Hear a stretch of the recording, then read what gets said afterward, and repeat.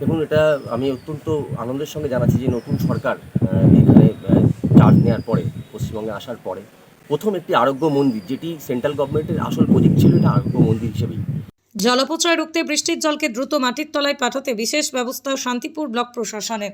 পরিবেশ বাঁচাতে এবং জলকষ্ট দূর করতে অভিনব উদ্যোগ নিল শান্তিপুর ব্লক প্রশাসন। পরিবেশ বিজ্ঞানীরা বলছেন যে আমাদের জলের স্তর হু হু করে নামছে। আগামী দিনে জলের জন্য যুদ্ধের ইঙ্গিত দিয়েছেন অনেকে। পরিবেশ বিজ্ঞানীরা বলছেন জল অপচয় বন্ধের কথা, পাশাপাশি বৃষ্টির জল ধরে রাখারও পরামর্শ দিয়েছেন। বিগত সরকারের আমলে জল ধরো জল ভরো নামে একটি প্রজেক্ট চালু করেছিলেন তৎকালীন মুখ্যমন্ত্রী মমতা বন্দ্যোপাধ্যায়। কিছুদিন চলার পর সেই প্রজেক্ট মুখ থুবড়ে পড়ে। নদিয়া শান্তিপুরের 2 নম্বর কলোনির নীলকুঠিতে তৈরি হলো নীলকুঠি আরোগ্য মন্দির। ওই মন্দিরে মূলত প্রাথমিক চিকিৎসা, বিভিন্ন ধরনের ভ্যাকসিনের ব্যবস্থা থাকবে বলেই জানা গেছে। ওই আরোগ্য মন্দিরকে এমনভাবে বানানো হয়েছে যে বৃষ্টির জল ওই বাড়ির যে কোনো জায়গায় পড়লে সেটি নির্দিষ্ট পাইপলাইনের মধ্য দিয়ে একটি রিজার্ভারে জমা হবে। আজ আরোগ্য মন্দির উদ্বোধন উপলক্ষে একটি অনুষ্ঠানে এসে দেবজ্যোতি দে আমাদের কি জানালেন শোনাবো। পরবর্তীকালে নাম পাল্টায়, বিভিন্ন তার কারণ আছে, তার মধ্যে আমি ঢুকছি না। কিন্তু সেই আরোগ্য মন্দির, এই আরোগ্য মন্দিরটা আর কিছুই না, এখান থেকে এলাকার মানুষ তার সমস্ত রকম যে স্বাস্থ্য পরিষেবা, যেটা আগে ভাড়া বাড়িতে চলতো, সেটা এখন থেকে সরকারি বিল্ডিংয়ে চলবে। সমস্ত রকম ভ্যাকসিনেশন এবং তাদের প্রিজার্ভ করা, এবং যারা নার্সিং স্টাফ আছেন, যারা ভ্যাকসিন দেন, তাদের থাকার জায়গা, তাদের অফিস রুম থেকে সমস্ত সেট আপটা এখানে করা হয়েছে। এবং এটি করতে প্রায় আনুমানিক 31 লাখ টাকা খরচা হয়েছে। এবং আজকে আমরা 10ই জুন 2026 আমরা এটাকে হ্যান্ডওভার করছি। এবং এই বিল্ডিংটা একটি সুন্দর একটা অন্য পরিকল্পনা করে আমাদের প্রশাসনের পক্ষ থেকে আমরা করেছি। সেটা হচ্ছে পুরোটা বিল্ডিংয়ে যত আউটলেট আছে তাকে পাইপের সাহায্যে আমরা কানেকশান করেছি, যাতে পুরো বিল্ডিংয়ের যত বৃষ্টি হবে, এই এলাকার যা বৃষ্টির জল হবে, সেই বৃষ্টির জলগুলোকে আমরা পাইপের মাধ্যমে থ্রু করে একটি ওয়াটার হারভেস্টিং ট্যাঙ্কের মাধ্যমে জলটাকে 100 মিটার গভীরে, মানে যে লেয়ার থেকে আমরা জল খাই, আপনারা জানেন যখন জল পড়ে যদি সারফেসের উপর যে জলটা পড়ে, সেটা নিচে পার্কুলেট হতে হতে আমরা যে স্তরের জল খাই সেখানে পৌঁছাতে 30 থেকে 40 বছর লাগে। আমরা সেই রেন ওয়াটারটাকে আমরা একদম 100 মিটার নিচে পাঠাতে চাইছি। যে কারণে পাঠানোর কারণ হচ্ছে শান্তিপুর ব্লক একটি সেমি ক্রিটিক্যাল ব্লক। এখানে মাটির তলা থেকে জল তুলে চাষবাস এবং খাওয়ার ক্ষেত্রে সুপ্রিম কোর্টের আইন আছে। সুতরাং এই মানে অচিরেই একদিন শান্তিপুর ব্লকের নিচের জলস্তর কমতে কমতে এমন একটা পর্যায়ে গিয়ে পৌঁছবে মানুষ জলকষ্টে ভুগবে। সুতরাং আমরা সরকারি ক্ষেত্র থেকে আমরা চাইছি, এবং প্রাইভেটে যারা মানুষ আছেন তাদেরকে আমরা সরকারি ক্ষেত্র থেকে পথ দেখাতে চাইছি, যে আমরা যেরকমভাবে প্রতিটা বিল্ডিংয়ের যা বৃষ্টির জল আছে সেগুলোকে নিয়ে যখন আমরা একদম গ্রাউন্ড ওয়াটারে ফেলে গ্রাউন্ড ওয়াটার রিচার্জ করার কাজ করছি, সেরকম করে যেন মানে সাধারণ মানুষ যেন এখান থেকে মানে পথ দেখে তারাও যেন এই তাদের রেন ওয়াটারটাকে আমাদেরকে দ্রুত করে নিচে, যাতে জলটাকে আমরা ঠিকভাবে ব্যবহার করতে পারি। এটাই আমাদের উদ্দেশ্য। আমার নাম দেবজ্যোতি দে, শান্তিপুর ডেভেলপমেন্ট ব্লক। এই প্রজেক্টটি জেলার আর কোথাও আছে? এই প্রজেক্ট অনেকগুলোই আছে, কিন্তু তার নাম ভিন্ন ছিল এবং পরিপ্রেক্ষিত ভিন্ন ছিল। এই যে জলটাকে যে নিচে না, এটা আর কথা আছে। শান্তিপুর ব্লকে আমরা যেগুলো করছি সেগুলোর ক্ষেত্রে আমরা একদম প্রতিটি ব্লকে, আমাদের বাতনায় করেছি, লালমাথে করেছি, সবগুলোর ক্ষেত্রে, এবং এখানেও আমরা করলাম যে বৃষ্টির জলটাকে আমরা ধারণ করার জন্য এইটা করে যাচ্ছি। শান্তিপুর পথ দেখাক জেলা এবং রাজ্যকে, এটা আমরা চাই। যে জায়গাটা হচ্ছে, এটা কি সরকারের নিজস্ব জায়গা? সরকারে এটা একটি মানুষ তিনি দান করেছেন জমিটি, সেই জমির উপর করা হচ্ছে। আমরা তাকেও আর কি খবর দিয়েছি, উনি যদি আসেন আমরা খুব আনন্দিত হব। একটা মানুষের জায়গার উপরে মানুষের কাজের জন্য এটাই সব থেকে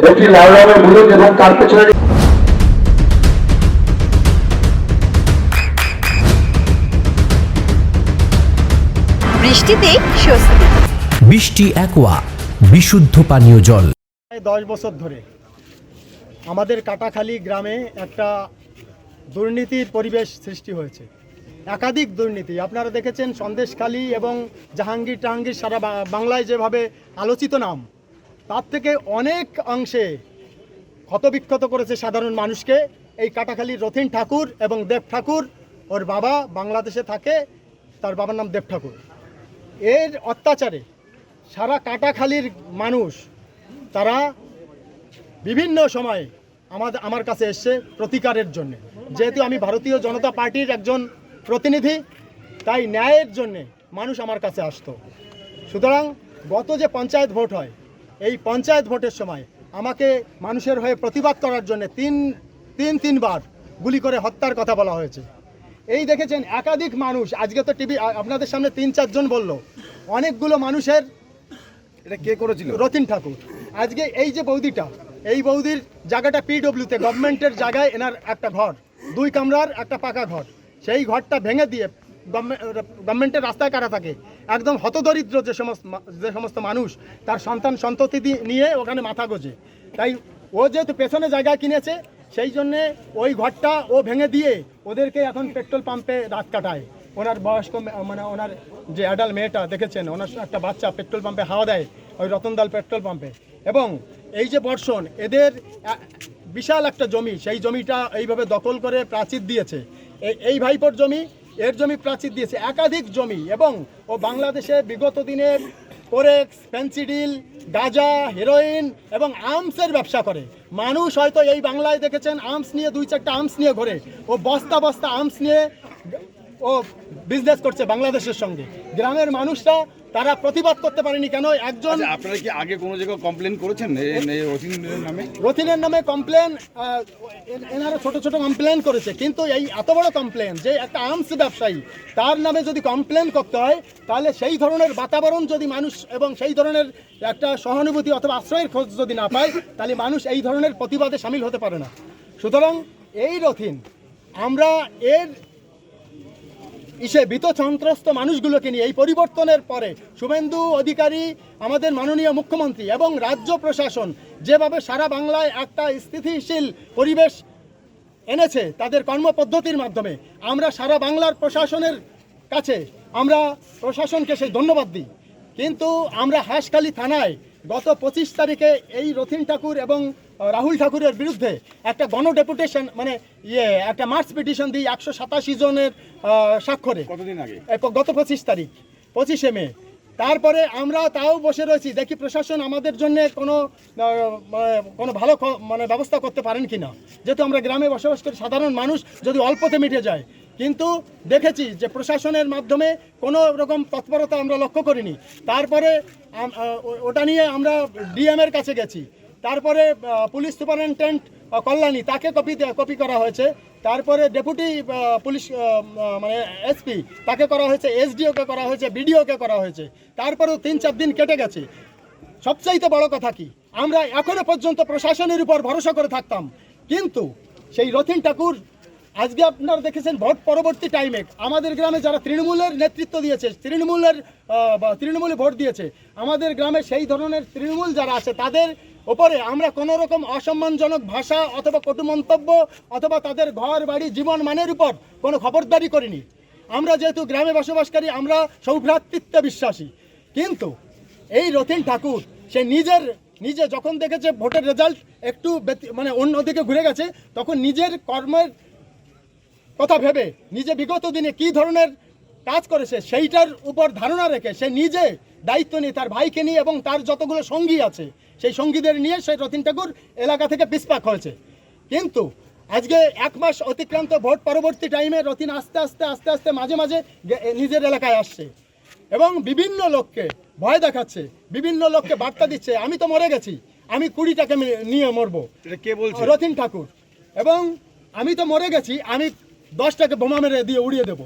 গতকালকে এই যে ছেলেটা আমার সামনে বসা, ওকে বলেছে 7 দিনের মধ্যে ওকে গুলি করে হত্যা করবে। এবং ওই কল্যাণ মজুমদারকে, যেহেতু ও মানুষের জন্য প্রতিবাদ করে, আমাকে বলা হয়েছে, আমাকে অত্যন্ত সুচতুরভাবে আমার কাছে বার্তা পাঠানো হয়েছে, যদি রথিনের ব্যবস্থা যদি মেনে নাও, রথিনকে যদি গ্রামে আনো তো আনো, যদি না আনো তাহলে তুমি সাবধানে থেকো, তোমার জীবন হানি হবে।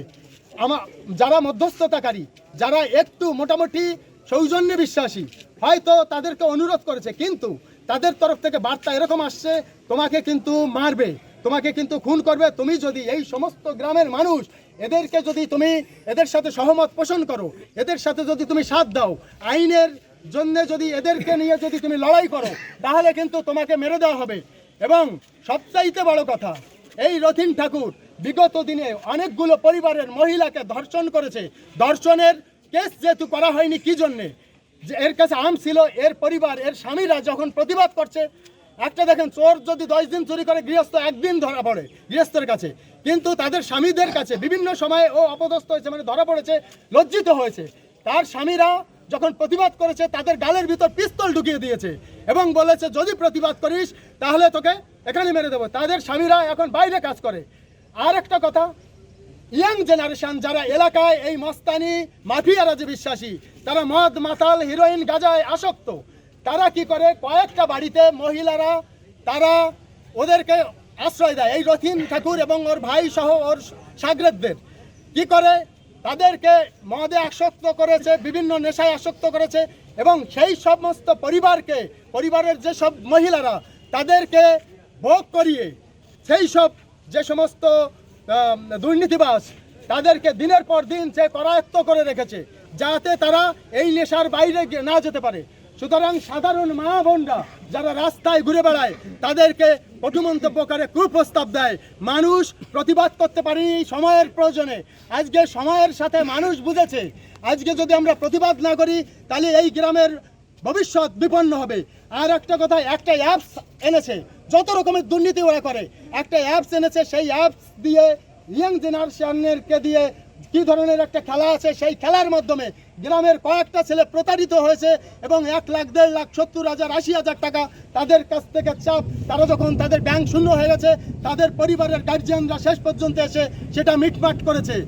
এবং আমাদের গ্রামের সার্বিক পরিস্থিতি আজকে দেখেছেন, একটা ছেলের জমি বেদখল হয়েছে, সেই জমিটা কি করেছে, যে ভদ্রলোকের জমি সেই ভদ্রলোক। আপনার সন্তানের উজ্জ্বল ভবিষ্যতের সঠিক দিশা JRS public school. JRS public school, যেখানে শিক্ষা এবং আনন্দ একসাথে। JRS public school has an excellent team of teachers for the holistic development of your child. আপনার সন্তানের উজ্জ্বল ভবিষ্যতের একমাত্র ঠিকানা জেআরএস পাবলিক স্কুল। আপনি কোথায় ইনভেস্ট করবেন, কেন করবেন, বুঝতে পারছেন না তো? সঠিক গাইডলাইন পেতে আজই আসুন নদিয়ার চাকদাতে নিবেদিতা প্রাইভেট লিমিটেডে। Nivedita private limited, marketing and distribution service. Balcony বা সিঁড়ির রেলিং, মডিউলার কিচেন বা ড্রয়িং রুম, এক কথায় আপনার স্বপ্নের বাড়িকে করে তুলুন আরো সুন্দর। Chakdah ply centre, gorgeous look বা কোয়ালিটি সবে 3 number 1 Chakdah ply centre. Chakdah ply centre, KBM, Chakdah, Nadia. হোমওয়ার্কটা করেছো? হ্যাঁ স্যার। এ বাবা, ভুল করেছো কেন? চোখে কেমন ঝাপসা দেখছি, লিখতে আর পড়তে খুব সমস্যা হচ্ছে। চাকদার মডার্ন অপটিক্স থেকে ভালো চোখের ডাক্তার দেখিয়ে নাও। প্রতিদিন প্রকৃত চোখের ডাক্তার ও দৃষ্টি বিশেষজ্ঞ মডার্ন অপটিক্স চাকদহে। নদিয়া জেলার সবথেকে বড় বিল্ডার্স চাকদার মা মনসা বিল্ডার্স, রড ও সিমেন্টের পাইকারি ও খুচরো বিক্রেতা। মা মনসা বিল্ডার্স, পদ্মবিলা, চাকদা, নদিয়া। রুম রে মাত্র 1500 টাকা থেকে স্টার, খাওয়া দাওয়া রিজনেবল প্রাইস। নদিয়ার একমাত্র 3 স্টার ক্যাটাগরি হোটেল এনবি সোনার বাংলা হোটেল, কল্যাণী এইমসের ঠিক উল্টো দিকে, কল্যাণী, নদিয়া। নদিয়ার একমাত্র অথরাইজড ডিস্ট্রিবিউটর ঘোষ কমিউনিকেশন।